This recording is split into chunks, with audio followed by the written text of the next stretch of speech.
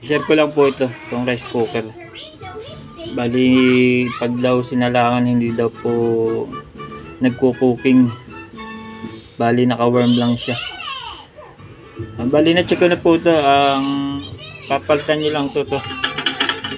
Pero sa ngayon, hindi muna natin mapalitan kasi mahirap. Minsan kasi mahirap hanapin ito. Malaki ito masyado. Ang gagawin nyo lang po, kupin nyo lang yung kaldero. Ito. Pailalim po ang kupi, hindi po pa dito. Kasi po pag nasusobran siya, nagkakat po yung kuryente. Kaya warm lang siya. Kaya kailangan nakaangat lang po siya ng konti. Kukupin nyo lang po pailalim yung kaldero yun. Yun, ganun lang. Para mag-cooking siya. Ganun lang. Pag kung wala pa kayong oras para bilhan na ganito. Binabaklas lang to.